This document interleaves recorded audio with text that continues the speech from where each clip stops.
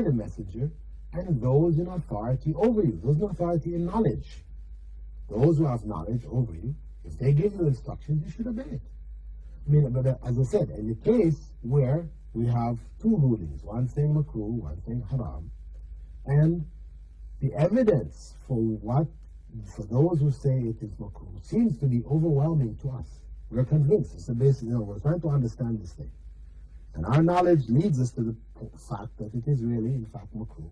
And that's what we follow. However, if all the evidence shown to us clearly indicates that this thing is haram, but we are smokers, we smoke, and we want to continue smoking. So in other words, our desires favor the ruling of makruh, then this decision on our part becomes haram. We're following our desires. We're not following the truth. And this is what we're obliged to do, is to follow what is the truth. Where the truth has been made clear to us, we are obliged to follow it. So I would say yes, where laws are deduced by qiyas for us, by those who know, the scholars, and we need to know what is right, what is wrong in our lives, we are obliged, it is fard for us to follow those laws, unless we have evidence to the contrary. The second question from Abu Dhabi, this is Muhammad Shafiq al-Rahman. He asks, are the surahs in the Quran named by Allah or the Rasul? Well, the fact of the matter is that the Quran and the names of the chapters were not specifically all revealed. We don't consider them to be a part of the revealed Quran. The early copies of the Quran, if we get a hold of early manuscripts, we'll see no names of chapters written there. This was something added later. Now, Prophet Muhammad ﷺ did refer to some of the chapters by name. Al-Fatiha, Fatihatul Kitab. He did use these terms to describe the first chapter of the Quran. Many times the chapters were referred to by the first words. Alam tara kayfa. These first words in the first verse, these are how the Prophet ﷺ and his companions named them. This is why you will find, for example, even in some, from one Quran to another, those printed in India and Pakistan, and those printed in the Middle East, you may find some differences in some of the names of the chapters. Surah Al-Ikhlas, or Surah Al-Tawheed. There are different names for some of the chapters, because, as I said, these names were not revealed per se. Prophet ﷺ did refer to some chapters by names, and there's no problem referring to them by other than those names. Of course, the ones which Prophet ﷺ used, these are preferable. These are the ones we should use. We're going to use names. Those which came along, much later, whatever. I mean, it's just really become a kind of convention, a standard, But we shouldn't look at it as being actually a part of the revelation itself. Otherwise, then we enter into a situation where it will appear as the revelation changed, where we find one Quran where some chapters are named one way, another Quran where they're named another way. The same thing can be applied to the numbers of the verses. If we look again at Qurans printed in India, Pakistan, and those printed in the Middle East, you may find some differences in the numbering of some verses. Now, some chapters you have, for example, Al-Qari'ah, it begins Al-Qari'ah Mal-Qari'ah. In some Qurans, it is mentioned Al-Qari'ah as being verse number 1, Mal-Qari'ah as verse number 2. In some, it's mentioned that Al-Qari'ah Man-Qari'ah is number 1. The fact that the numbering is really not critical. The numbering really came from the reciters of the Quran. Wherever they used to pause, as you can see, they may have recited it as Al-Qari'atu Mal-Qari'ah. So in that case, those who recited following that tradition would call that whole phrase as verse number 1. Whereas others who paused after the first word, Al-Qari'ah, Mal-Qari'ah, then they numbered it 1 and 2. The reality is that it's the same surah. It's not that the surah has changed, Whether you number, because the numbers themselves, we say the numbering is not revealed.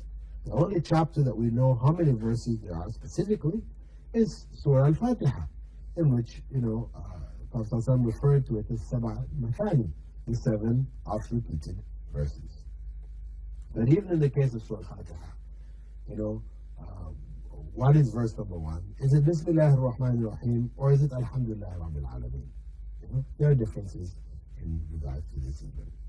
So, what we understand is that the numbers of the verses, the names of the chapters, even the symbols indicating La, meaning that you should keep on reading, Qaf, indicating that you should stop, or Qif, whatever, different symbols, Ta and Sin and so on, so indicating. These indicators, these were not a part of the Quran. These were added to help the reader in knowing, especially those readers who didn't understand what they were reading, to know where they should pause, where they shouldn't pause, etc., etc. So be aware that the essential Quran is the Quran free of all of these symbols and writings, etc. That is the Quran which was revealed.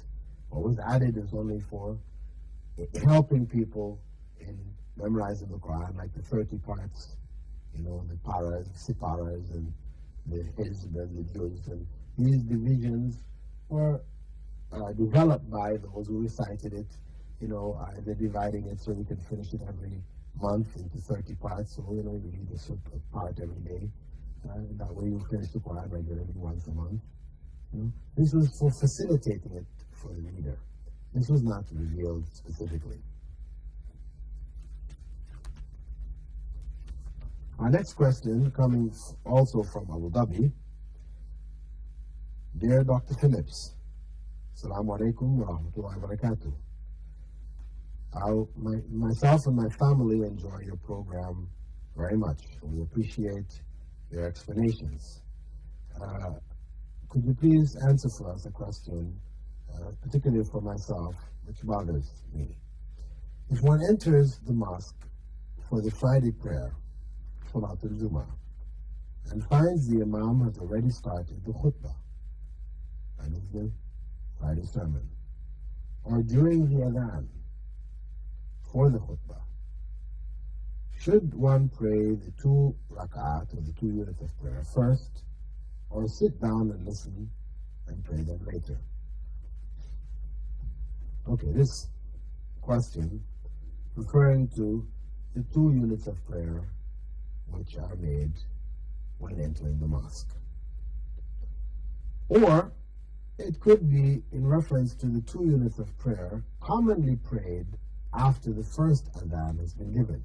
Well, it's important for us to understand the distinction between these two.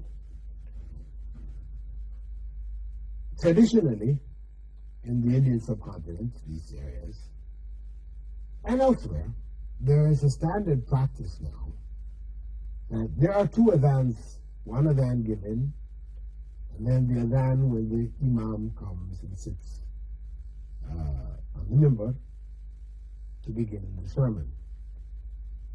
Now, when this people normally come in, they sit in the mosque, and then when the first adhan is given, if they came before, then they will stand up and make some units of prayer between that first adhan and the second adhan.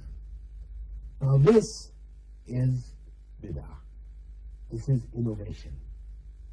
There is no basis for this at all. There is no such thing as these sunnahs for between the first adhan and the second adhan of Jummah.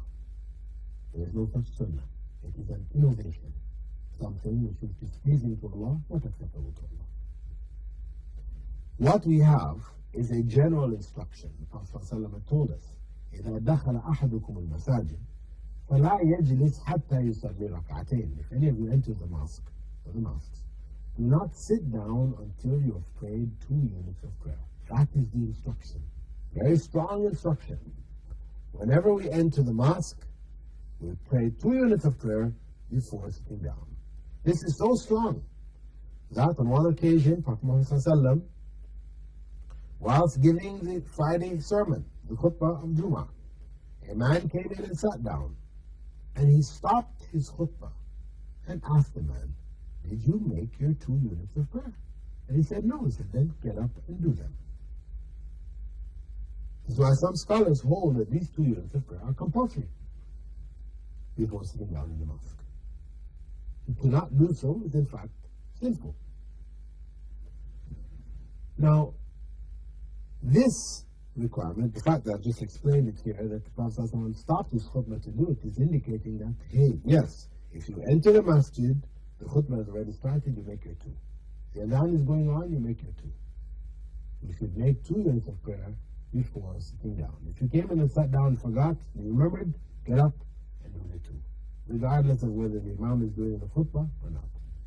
The only time that you cannot start these 2 is if, for example, they've made the iqamah. The iqamah has been made, you're going to now do the fard, or the compulsory prayer. You cannot now come in to do these 2. This is now overridden by the compulsory prayer. You don't do what is strongly recommended at the expense of what is obligatory.